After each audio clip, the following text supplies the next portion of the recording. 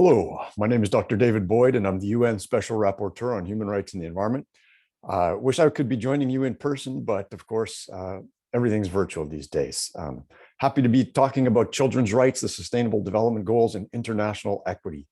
Of course, as you all probably know, the rights of the child are set forth in the UN Convention on the Rights of the Child, to which almost every country in the world is a party. And these rights include the rights to life, health, education, an adequate standard of living, freedom of expression, freedom of association, and many more. One of my favorite parts of the children's rights is part of the right to education, which is, quote, the development of respect for the natural environment.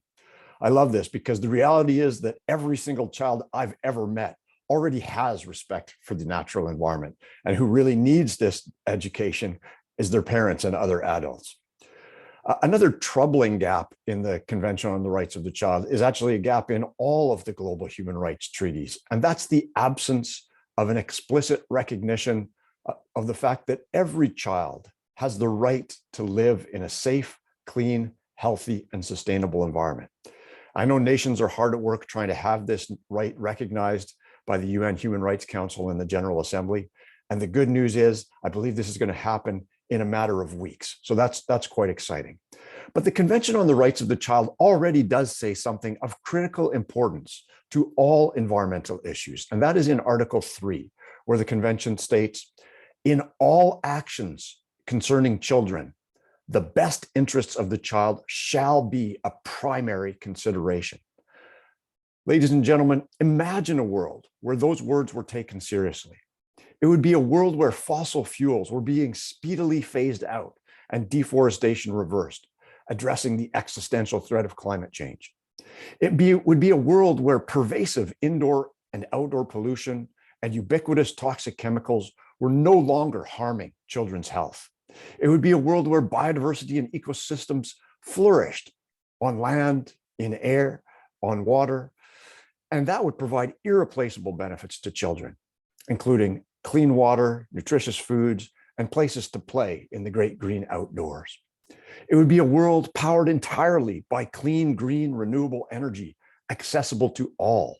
It would be a world where no child went to bed hungry, no girl endured the pain of discrimination, no child endured or suffered from extreme poverty. It would be a world where every child went to school, had access to a healthcare system, adequate sanitation, and economic opportunities. It would be a world where the gap between rich and poor was less like the Grand Canyon and more like a minor difference. What we have just imagined together is very close to the 17 Sustainable Development Goals that the world is committed to achieving by 2030. And if we're successful in this mission, we will transform society in remarkable ways to be more just and sustainable. It's an inspiring, powerful, and beautiful vision. But let me be candid with you. We are not on track to achieve many or even any of the 2030 SDGs. I believe that to fail would be a devastating indictment of our government's indifference about the rights of the child.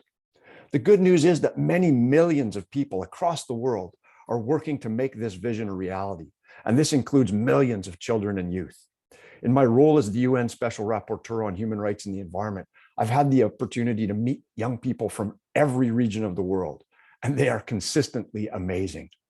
So many of them care so deeply for the environment and for social justice.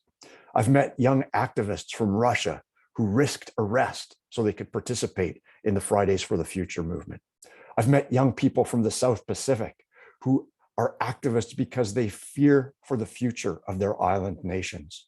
I've met children and youth from Latin America working to defend their cultures and the territories of life upon which those cultures depend. I've met children who've installed solar panels on the roofs of their school, young people who are part of national children's parliaments, young people running for office, young people running entrepreneurial businesses that are based on sustainability and equity, young people inventing apps such as to reduce food waste. And while all of this is incredibly inspiring, it's also somewhat embarrassing, because what are the adults doing? Our political leaders, our business leaders, our community leaders. Not only are we not doing enough, collectively, we are making a bad situation worse. In the face of a global climate emergency, for example, The world's wealthiest countries, Canada, Norway, the United States, continue to explore for more oil and gas. This is absolute madness. The richest 1% of people live lifestyles that are really disgraceful in their hyper-consumptive excess. And young people get this. In the world-leading nation of Costa Rica, the government is considering legislation to permanently prohibit oil and gas development. Now, Costa Rica has already banned open pit mining. They get virtually all their electricity from renewables. And according to my friend Carlos Manuel Rodriguez, the former environment minister, a recent public opinion poll found that 49% of Costa Ricans support the proposed ban on oil and gas development, while 44% oppose it. Yet among people under the age of 35, 92% support the ban because it's their future that's threatened by the global climate crisis. It's a crazy world where children and youth have to sue governments to try and protect their rights from being violated by the climate emergency. And yet that's exactly what is happening.